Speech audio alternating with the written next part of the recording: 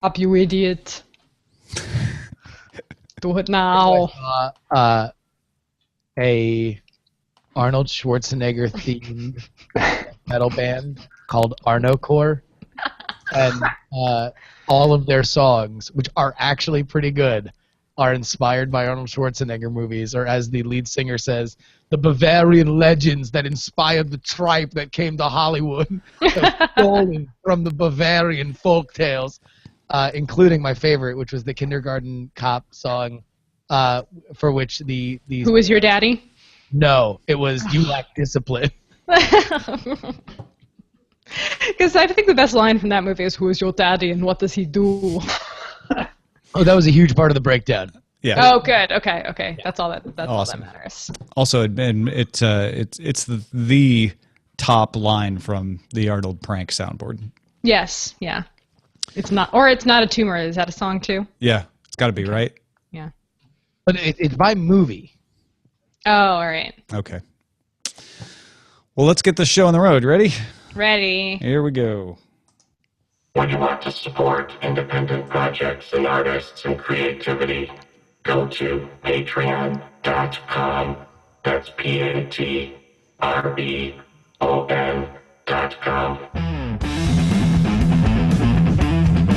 This is the Daily Tech News for Monday, October 5th, 2015. I'm Tom Merritt. We got a jam-packed show today. Veronica Belmont in, as she is most Mondays. How you doing, Veronica? Excellent. How are you, Tom? Excellent. Justin Robert Young also joining us today. A surprise Monday appearance. How are you doing, Justin? It's a big news Monday. I'm here for you, the public at large. Creeping on my Monday, Justin. Just saying. He couldn't stay away because Veronica had the brilliant idea of inviting Eddie Codel, live stream consultant, drone hacker, and film festival director, to talk about the drone film fest he's putting together. Eddie, how's it going, man? It's going fantastic for a Monday. For a Monday, yeah. For a Monday, it's probably like crazy good because, you're alive. Yeah, and hopefully for the rest of the week. All right. Well, we got some headlines to get to first. Let's start there. It's Good Monday for Jack Dorsey. It's official. He is the CEO of Twitter, losing the interim designation. Business Insider reports the decision was made Wednesday, according to a Twitter SEC filing. Adam Bain, the former president of Global Revenue, was promoted to COO, while former CEO Dick Costolo leaves the board of directors. Dorsey was Twitter's first CEO and will remain the current CEO of Square. Thanks to Skyboard13 for posting this up on the subreddit. Sometimes we know a story is going to be big, but if you post it on the subreddit, it helps us know just how many people are interested and maybe get some comments from folks. Not a surprise. We kind of knew this was coming. It had been leaked out last week. But can Dorsey do it?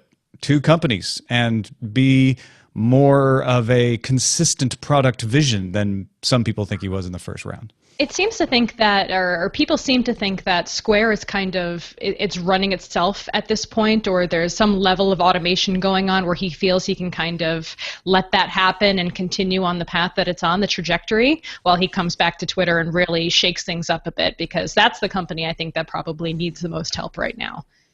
Square's already in step 3 profit. Is that what you're saying? Yeah, basically.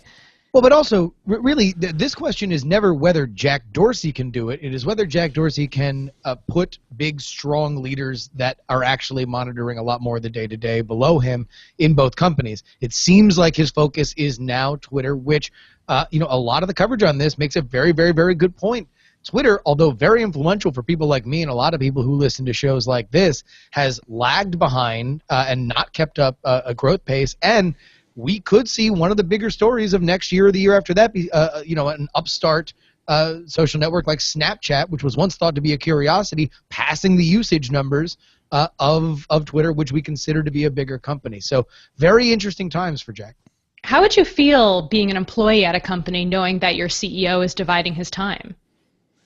I mean, I don't know. Ask SpaceX and Tesla employees. That's a very good example. That's a very good example. That is a good example. And at Tech TV, we didn't have a CEO for the last couple of years. So I bet it feels the opposite of that. Probably. All right, well, moving on. Adobe made a lot of announcements at its Max conference, and VentureBeat has a very good summary of them. Among the highlights are a new iOS app out today called Photoshop Fixed for light editing and retouching. Also an iOS and Android app today called Capture that collects functions from the Brush, Hue, Color, and Shape apps. A UX prototyping app called Project Comet. Behance Pro Site gets renamed Adobe Portfolio. Artboard support for Photoshop, and touchscreen support for InDesign and Illustrator.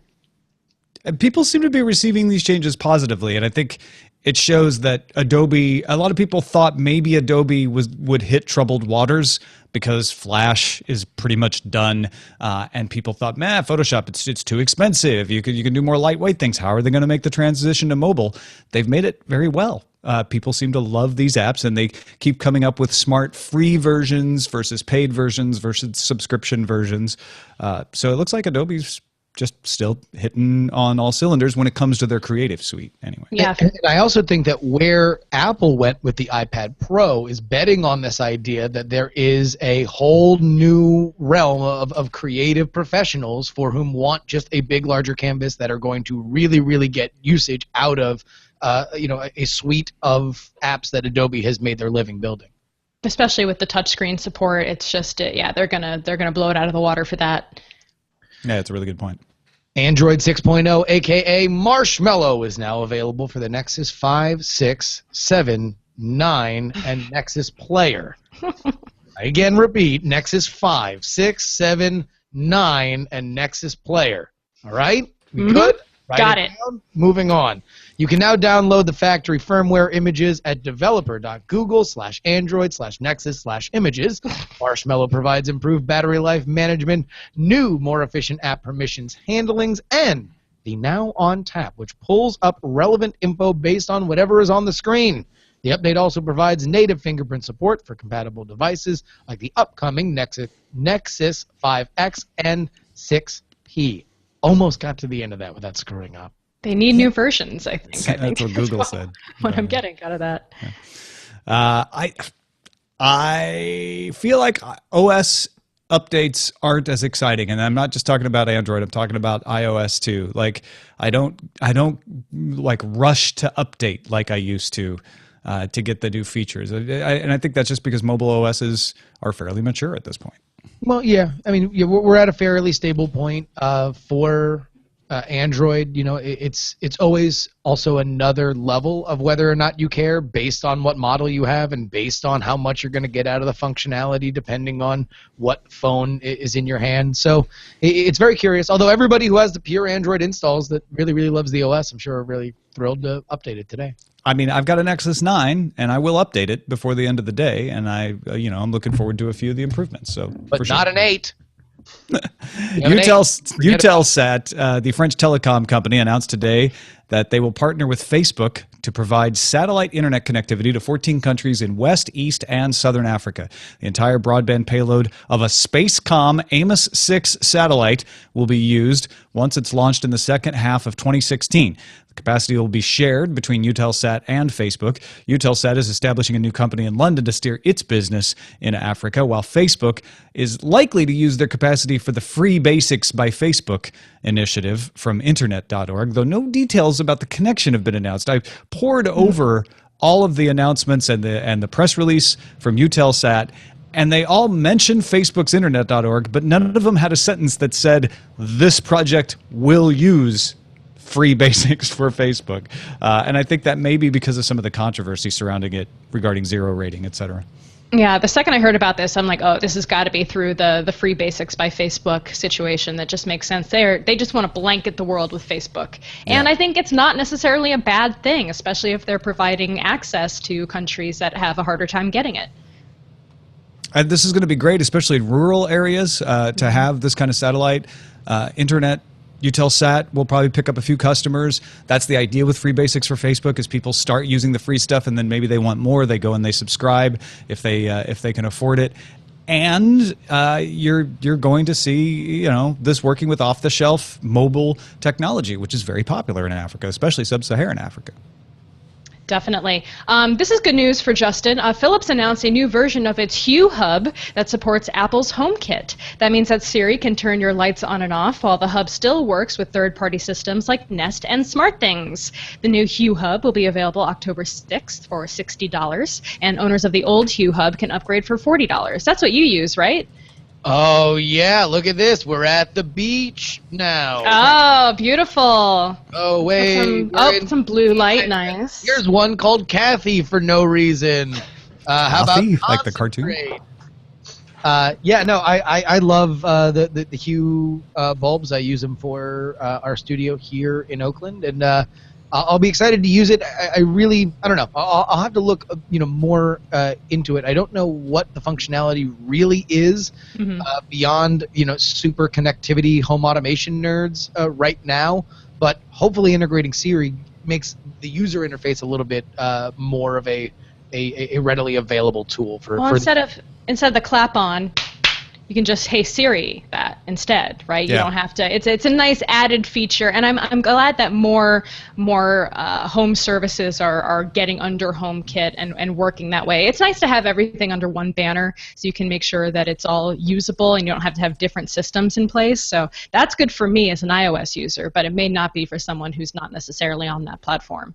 Well, and that's the problem, is that we're just going to have these gigantic tents fight with each other until one of them just blankets the world, which is really frustrating, because you get the feeling right now that if there was an open standard, we could have, the future could be today, but it's not, because everybody's competing with each other and trying to set up their own ecosystem, so everybody buys, the proverbial razors instead of, just going ahead and putting the best efforts of the consumer first. Well, and that's why I'm hoping that maybe one path forward, and I know that this is debated hotly amongst the folks who follow this market really closely, one path forward is you get more of these hubs that make whatever protocol you happen to be using on a device irrelevant, because the hub can help everything. I know there's a lot of people who are against hubs and just want things to connect directly. That's what Weave is about with Nest. So yeah, I mean, there's a lot of paths forward. We just haven't figured them out all quite yet. Yeah, we've got about 6 different home automation systems running in our house that don't connect or talk to each other at all. And that's kind of a crappy way of going about it, but we're not quite there yet. And also chat room is upset because I just initiated everyone's clappers. So sorry. Oh, man, that one old lady in bed is so annoyed right now. Wait, I'll fix it. Clap off. Okay, there you go. All back to normal. That's kind of you. 3000 sent us a Telegraph report that starting in November, the first self-driving electric shuttles for use on public roads will take passengers between Weggebedeer and in the Netherlands province of Gelderland. It's Gelderland. You can get that one. I can't. Pretty... All right, well, here. No, all right, Smarty Pants. You go ahead and pronounce Wagon that. Engine and Eid in the Netherlands province of Gelderland. He practiced that. It's also probably not right. Hours. It's all in this. It's all in the confidence that in which you say it. Yeah. I didn't portray absolute confidence in these amazing names. The 6-person WePod has the maximum speed of 25 kilometers per hour. The vehicles will take passengers along a fixed route, monitored from a control room, and booked by an app. During the test phase, the WePods will not run during rush hour or in bad weather. Other routes and regions in the Netherlands are expected to be added from May 2016 onward. There was a really interesting blog post on Medium this week about the secret messages in Elon Musk's Tesla announcement from last week, about how it's actually, the new car is really all about automated driving, and all the features he discussed make perfect sense for an automated vehicle. And it just seems like we are really cruising. Oh, I made a pun by accident. And then I had to stop talking. Belmont just shamed herself. She didn't wait for someone to point it out. She's even faster than you in her own shaming. Self-driving, self-shaming, so many autonomous systems. And speaking of real roads, Daimler just conducted the first test of its semi-autonomous highway pilot system on Autobahn 8 in Germany. The system was put into a Mercedes-Benz Actros truck, which steered itself down the highway using radar and a stereo camera away while under the watchful eye of a crew sitting inside. In fact, there's a video in which some Daimler executives list all the safety and policy steps needed to put something like this in the field officially while not driving the big-ass truck. For part of the video, though, as soon as they start talking about safety, you can see the guy puts his hands on the wheel and leaves him there the rest of the video. It's interesting. Was Daimler the same company that had those initial rumored conversations with Apple last year? They were one of them. I think you're right. Yes. Yeah. So, I mean, it's to me, this is like we're actually getting self-driving shuttles in the Netherlands on real roads. This is the second incidence of a test of self-driving trucks on real roads. There was another one, I think, in Florida recently. This stuff is happening. Cruising along. Oh, stop it. Why'd you go back? I don't know, because it worked again. Security company Palo Alto Networks identified new iOS malware they call, is it Y-Spectre? Y-Spectre? Yeah, sure. Yeah? Okay, it's YI Spectre. That infects devices that use iOS 8.3 or older. A user must download an app from outside the Apple App Store. It then uses a faked certificate to take advantage of private APIs. TechCrunch reports Apple says iOS 9 prevents the issue caused by Y-Spectre, and Apple has revoked the certificates used in its apps. Most affected users live in China and Taiwan.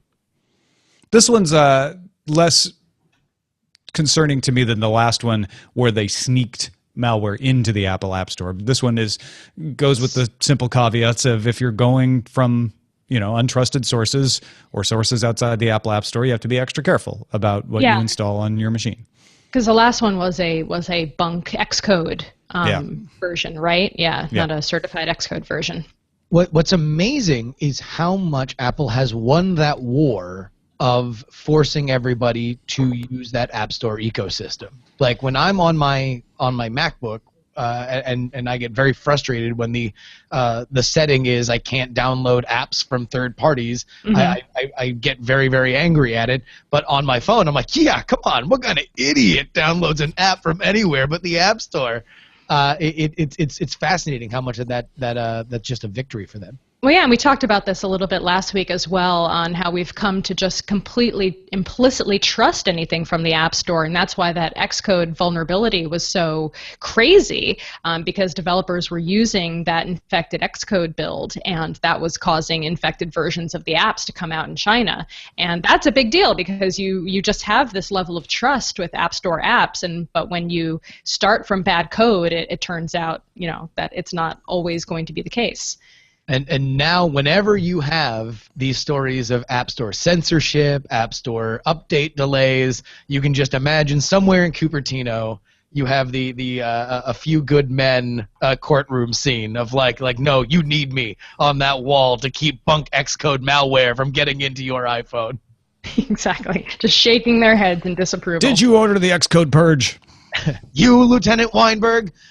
As the era of 4K approaches, the HDMI group, which is in charge of standards for HDMI cables, has created a premium certification. Cables with that label have been tested at an HDMI group center to make sure cables can stream full 18 gigs needed for HDMI 2.0 spec. The group says the cables should support a full 4K resolution and high dynamic range, or HDR, picture quality. Yeah. So don't get fooled. Mm-hmm. But also, what price are we going to be charged? I mean, once you call something premium, even in the standard, it starts to make people feel like they could charge you more for it. That's a good conversation to have with Mr. Robert Heron on a future episode as well. Absolutely. Finally, the Trans-Pacific Partnership trade deal was signed by 11 countries today, and guess what? The secretly negotiated trade deal still hasn't released the text, so we don't know what they agreed to officially.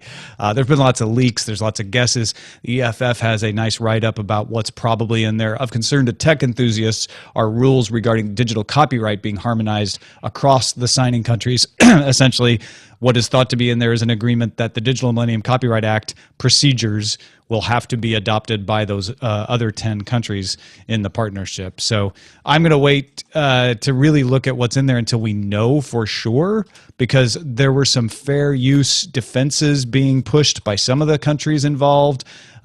Biggest criticism of this is that the United States, as it does with most trade compacts, negotiated in secret, but did allow several copyright holding representatives to come to the negotiations, big Hollywood companies, big publishers, and didn't really allow a voice for those of us who would like to defend fair use and public domain. I mean, what could go wrong? Yeah. What's the worst that could happen? Yeah, what? We lose public domain forever?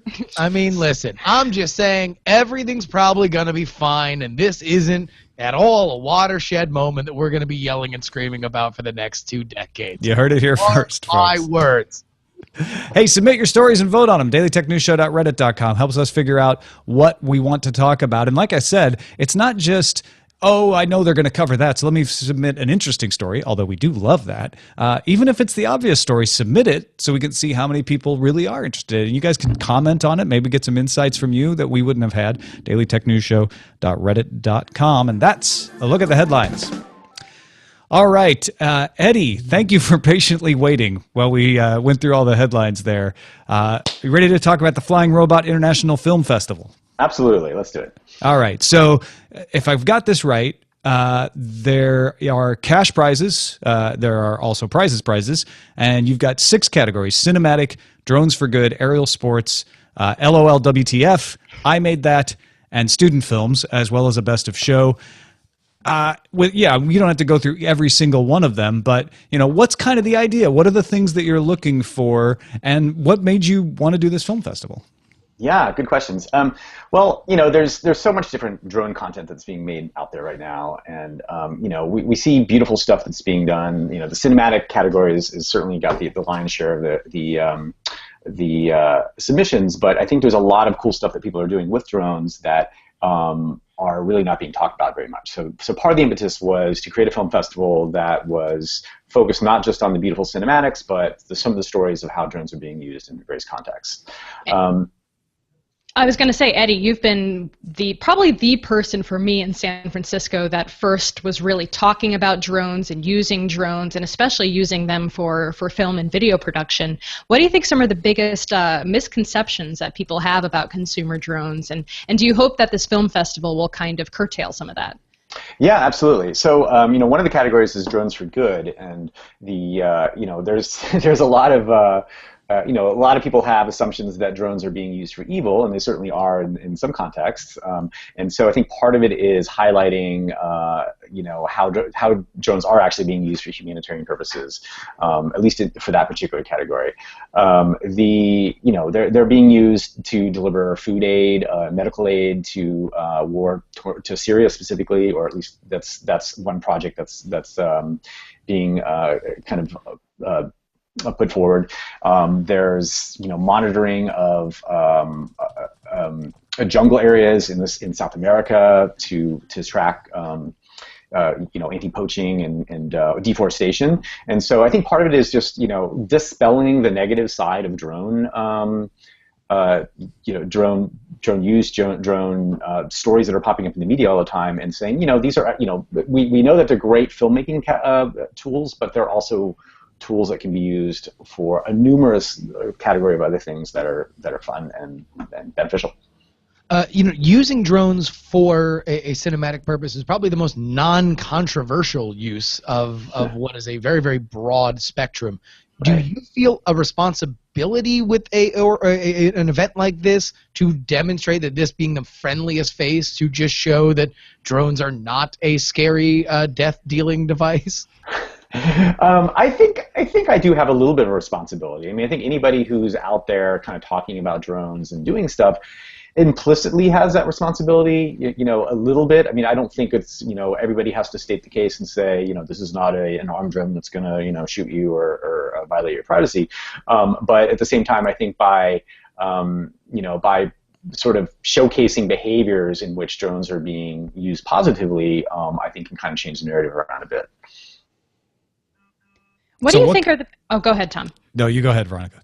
I was going to say, you mentioned that the cinematic category is probably the most popular that has been submitted so far. But what, for example, LOL WTF, what does that constitute? Are those like drones accidentally crashing while filming, or are they just like random stuff? What falls under there? Yeah, I would say that the crashing videos definitely is something that fits, and we have a few of those submissions.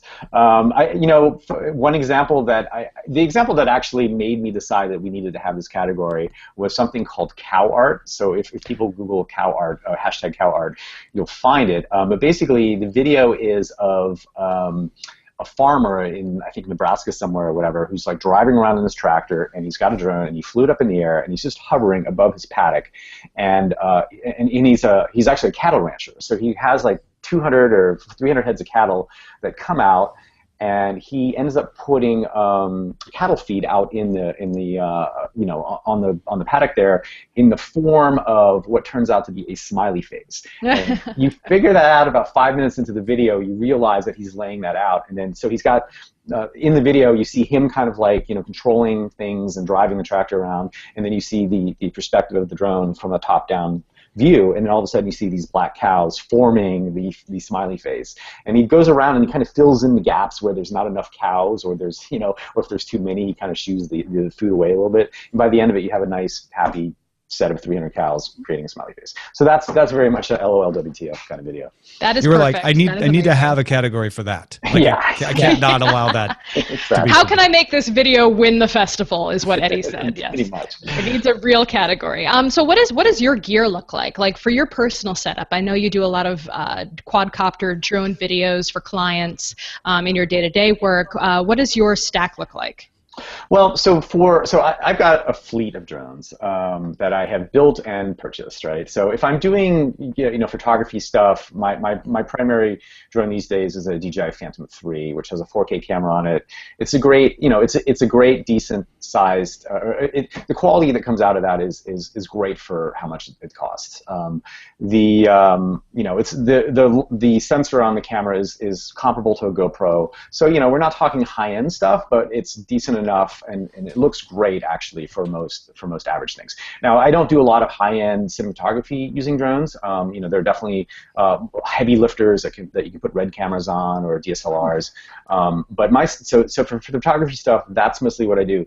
But what I do have here is some of the drones that I've built, which are used for different purposes. So this is a combat drone, which is basically a quadcopter that is made that has a relatively indestructible shell, and this is used for dogfighting. So at Maker Faire, there's a bunch of guys who put together an event where 2 drones enter a cage and then 1 drone essentially leaves.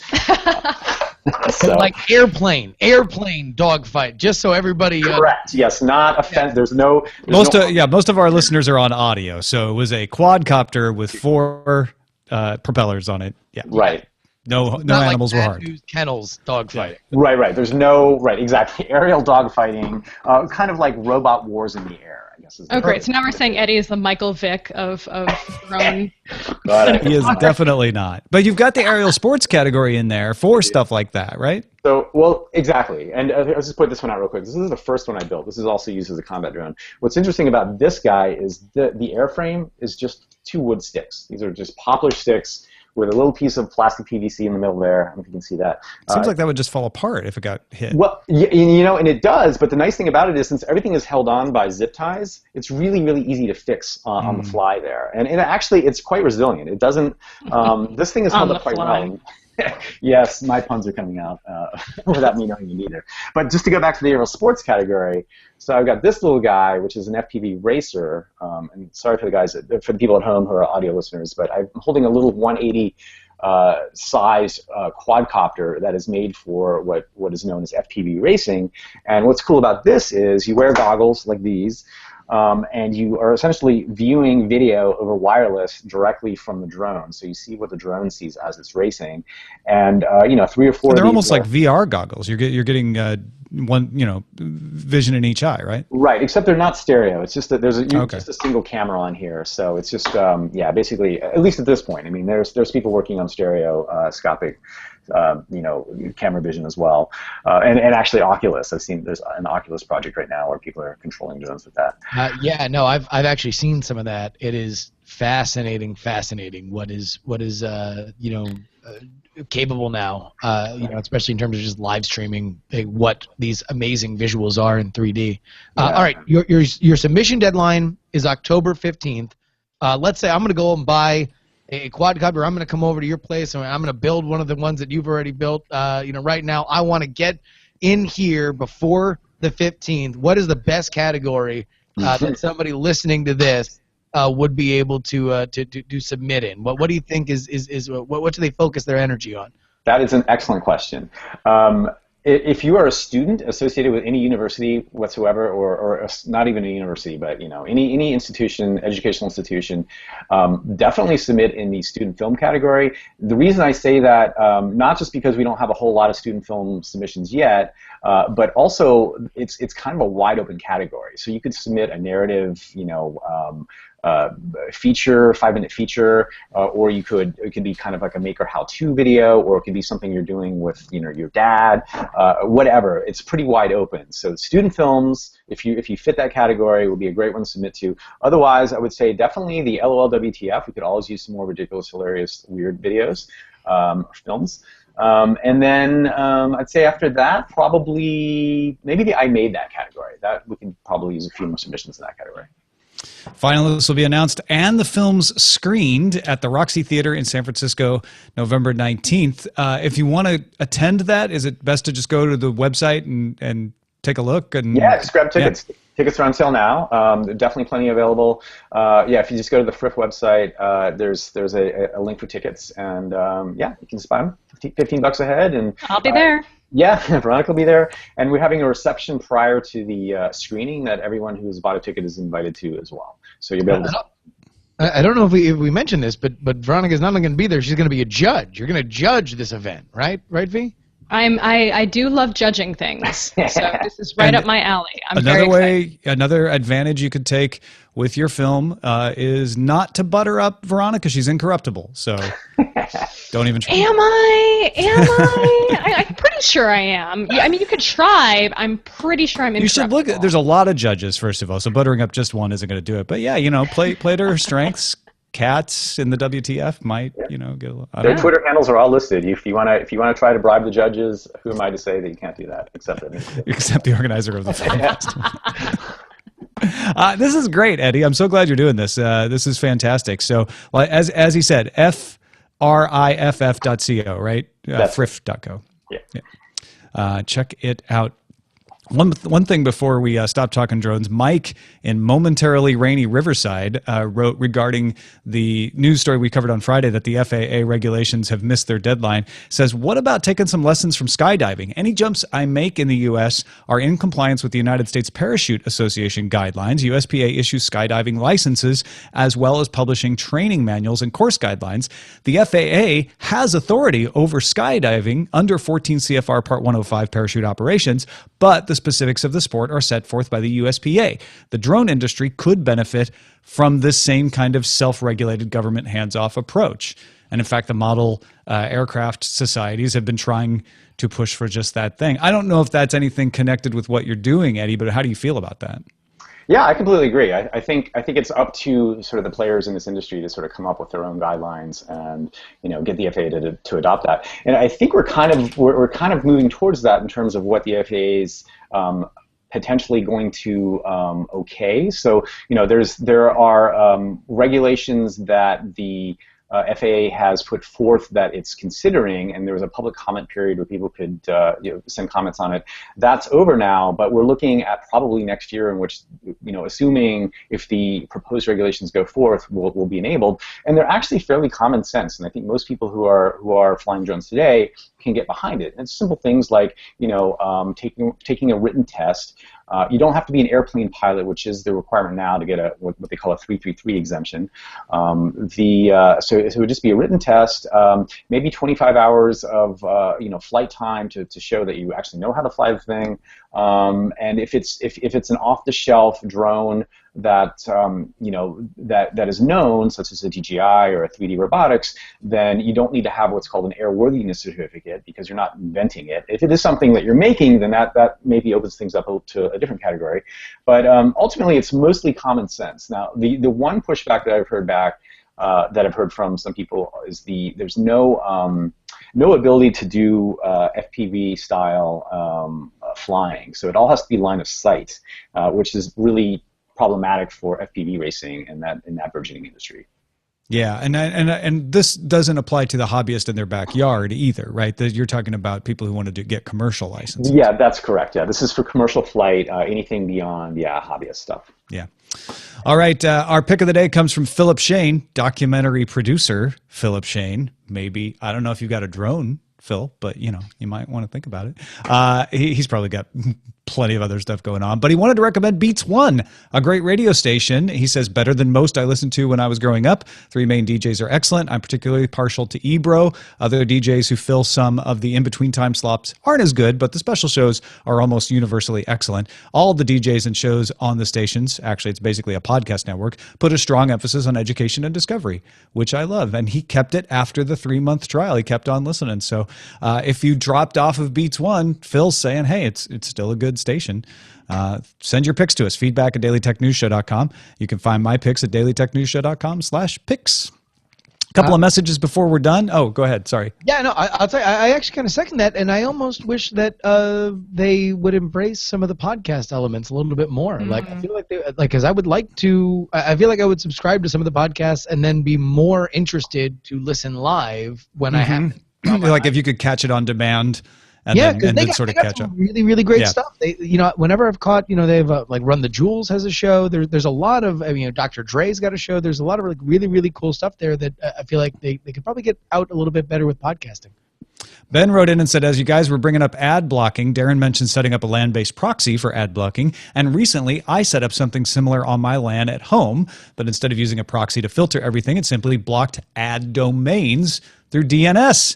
This allows you to apply automatically to all DHCP clients via router settings and not require any sort of SSL or HTTPS setup. It's set up on a Raspberry Pi, becomes your DNS server, has a blacklist of ad domains, and if it receives a query for one, it redirects it back to a black web page hosted by itself, the Raspberry Pi, instead of sending the user to the ad domain. I'd highly recommend it to anyone who wants to do LAN-based ad blocking. Just pick up a Raspberry Pi and install the Raspberry Pi Hole 2.0 software.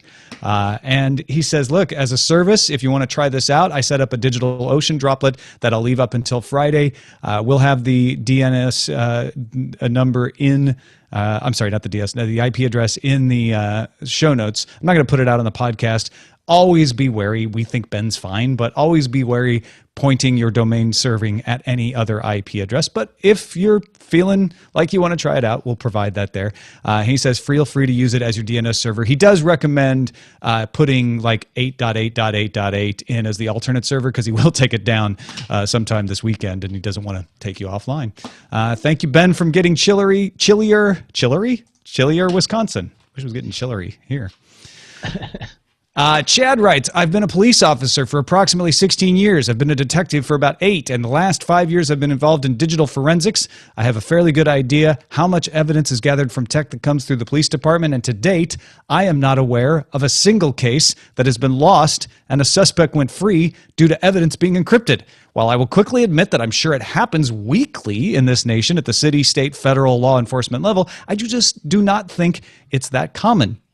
He says, if evidence is encrypted, here are your choices as a law enforcement officer. Crack the encryption, ask for the password. He says, yes, people give us their passwords, and find the evidence another way. I'm a police officer, and I support the following law-abiding citizens, people being held responsible for their actions, protecting the rights of everyone, even convicted felons, and putting bad people in jail. I do not support the following: government-required backdoors to software, government-required backups of citizen information, criminal or not, government forcing I just went to the wrong place. Government forcing you to do stuff you don't want to, basically. Government forcing anyone to provide a password to law enforcement or forced to enter a password for law enforcement. Anything that sidesteps the First, Fourth, Fifth Amendments. Let's be honest, any of the amendments, Bill of Rights or the whole Constitution. We'll have his full email available in the show notes at dailytechnewsshow.com because he goes into a lot more detail. But it was really interesting from someone who is actually in the business. And Tony has a tip. If you're a Twitter user and you want to do a post on Twitter that is longer than 140 characters, he's like, just @ reply to yourself, but then delete the @ part. And it will still show up as a threaded post, but it won't keep filling up things with @, and then you can do a big long thread. That's good for tweet storms. Yeah. Yeah, if you want a tweet storm. Some people don't want a tweet storm. Yeah. But I love it. It's getting it. Thank you, Tony. And thank you, Eddie, for joining us, man. It was great. Remind folks where they can go to view information about the festival, to submit, and all that stuff. Yeah, thanks for having me on. So the Flying Robot International Film Festival can be found on the internet at friff.co. That's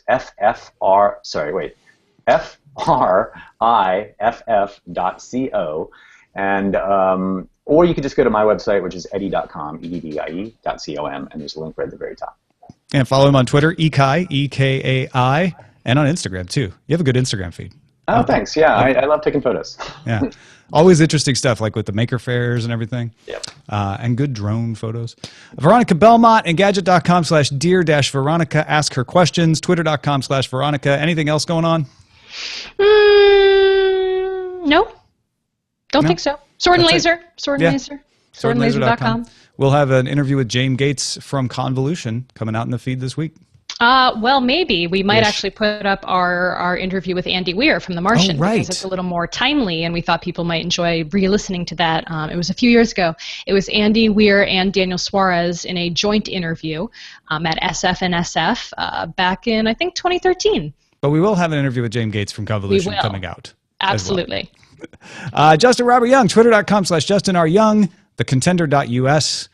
Go buy The Contender, people. Yeah, no, absolutely. I believe it was right after your interview with Andy Weir. I went to go see him and Suarez talk, and I got him to take a picture with me where we both gave Brian Brushwood the middle finger because Brian got up about how much he loved The Martian, and that's what he got for his troubles was the author giving him the middle finger. Yeah, true story. I have that picture. Thecontender.us is where you go to get the card game. It is in the process of being printed right now, being printed right here in the good old US of A, which is certainly thinning our margins, but we'll make sure that you guys get this before Christmas, which is what we promised, and we do keep our campaign promises. Also, go there right now, sign up for our mailing list. We are going to give you the warts and all, every dime accounted for, how we raised $142,000 on Kickstarter. So if you like graphs and you like numbers and you like all that kind of hard data, you're really going to want to go ahead and get on our mailing list, thecontender.us. That'll be coming out this week. And thanks to our patrons who, by the way, over the weekend responded to a post of mine about the future of the show, really helped create an amazing, positive discussion that is definitely going to improve the show's direction in the coming year. Thank you. 578 comments over the weekend, and more still coming in. So we cannot thank you enough for your support in so many ways. dailytechnewsshow.com/support. If you like the show, maybe you're new to the show, maybe you've just never been able to support before, but you finally can, find out all the ways to help us out. Our email address is feedback@dailytechnewsshow.com. You can give us a call, 512-59-DAILY. That's 512-593-2459. Listen to the show live Monday through Friday, 4:30 p.m. Eastern at alphageekradio.com, and visit our website, dailytechnewsshow.com. Tomorrow's guest, Darren Kitchen, on a Tuesday. Talk to you then. This show is part of the Frog Pants Network. Get more at frogpants.com. Diamond Club hopes you have enjoyed this program. Great show, you guys. Thank you so much. Yay. Justin, I've ever told you that I want there to be a fart at the end of that Diamond Club tag out. After the giggle, giggle, then a fart. I don't know why. It just sounds like it needs a fart. I don't know why. I do it in my head every single time I hear it. I know we're still live, by the way. I know that. I think I said it with that observation. Yeah, like I want that sound, but more farty. Yeah. Yeah. You used to think that was more of a fart than it actually is, I think. I know. You told me that before, too. It sounds more like a splat. That sounds like a splat. It sounds, when you buy the Wet Hot American Summer DVD, they have a commentary track that's just the cast making extra fart sounds during the movie. I feel like that's just the soundtrack that Veronica wants over life. Yeah. Has anyone ever done like a director's cut that's just fart commentary on? I don't know. Wait, that makes me... What was? Oh no, it was burps. It was belches. But somebody did a supercut of all the Rick and Morty burps. Oh God. Yes, I love Rick and Morty so much. I haven't seen the finale yet. I'm a fan. Oh, it's so good. Oh my God. I heard it's really good. So good. Yay! Get Better than Doctor Who. Get Just makes me such a- here. by the way, have you, Veronica? Have you heard the Rick and Morty concept album that's being kickstarted right now? No. Yeah, Allie Gertz, who's a friend of the show. I think she's actually going to be on Night Attack this week. Take my money.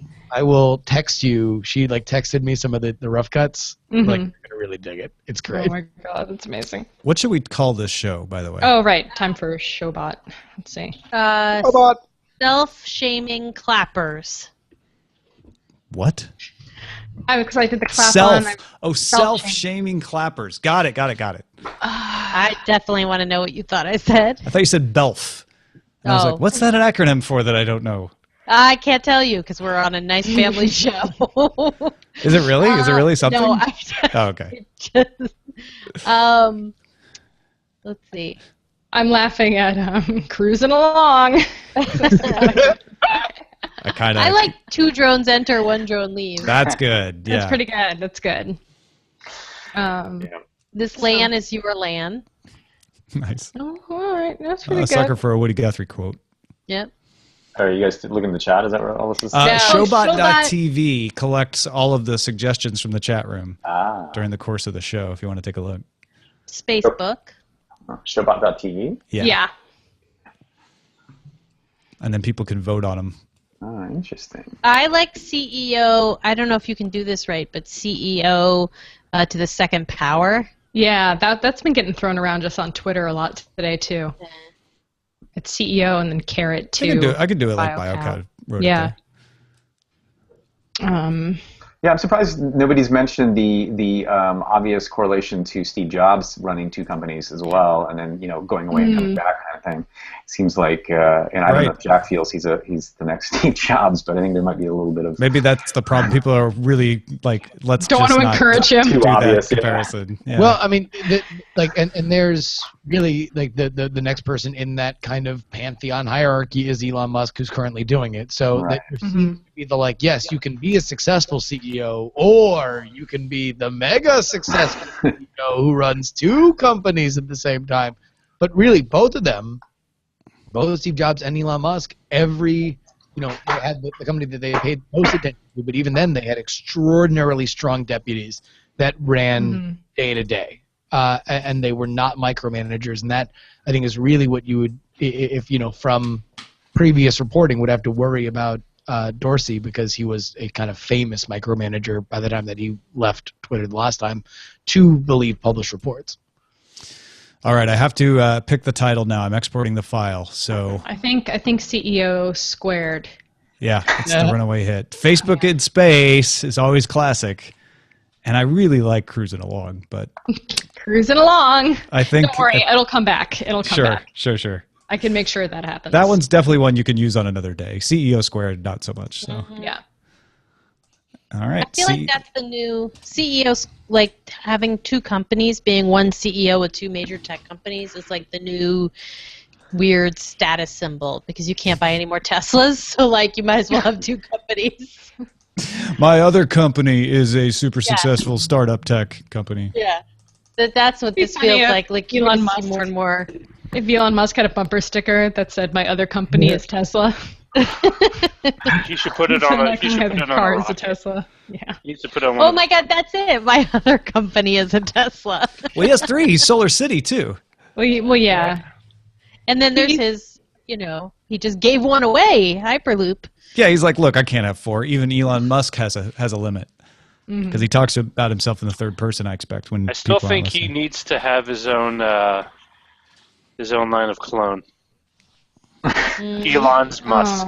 For a half second, I thought you said clone, not cologne. Well, clone makes His whole line of total clones. sense. Yeah, it probably does. It's the only So way they to manage spell 3 spell companies. different so you can tell them apart. Right.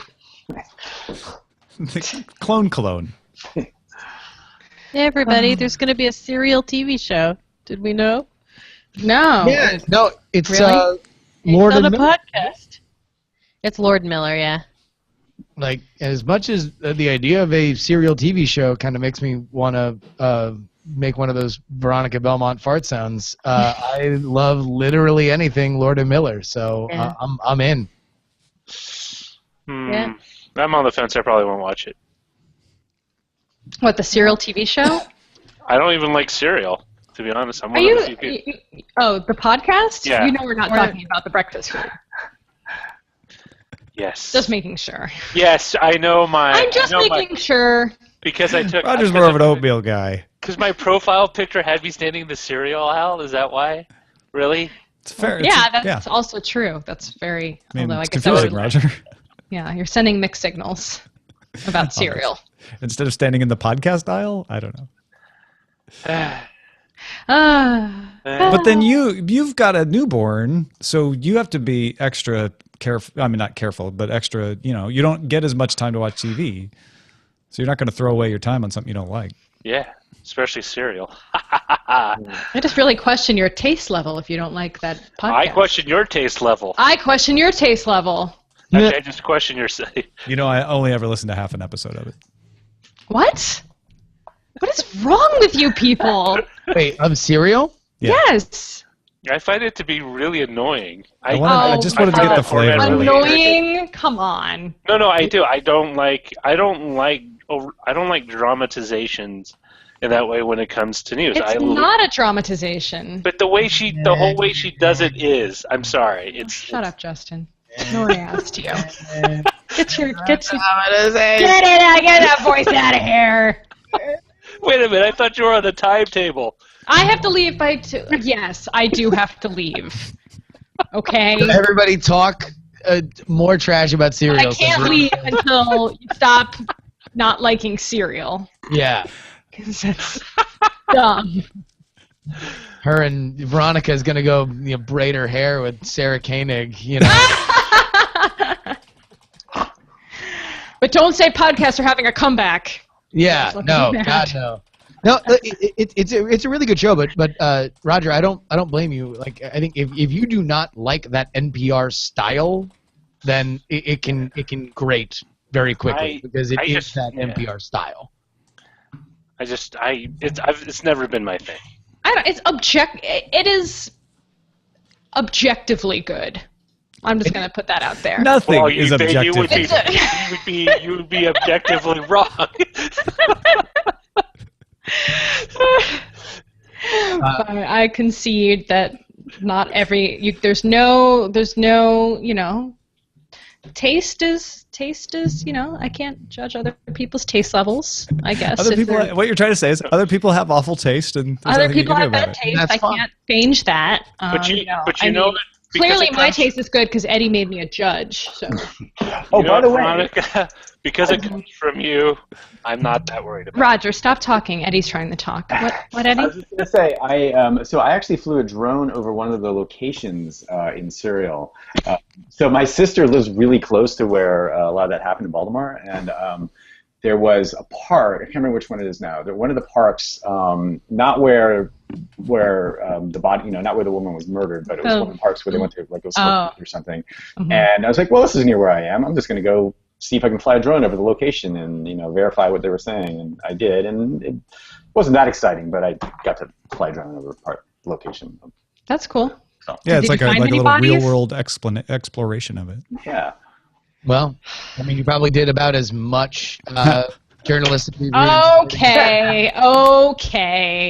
But I still couldn't verify if there was a payphone at the Best Buy. There you go. That was the tough one. Here's the thing: is like the show's good, and I do like it, but at the same time, that's like a 45-minute conversation in a newsroom on whether or not there is a payphone at the Best Buy, and instead it lasted 3 weeks. It was interesting. It like it was deep throat, like oh, who could it be? What? Oh, we had an email from somebody.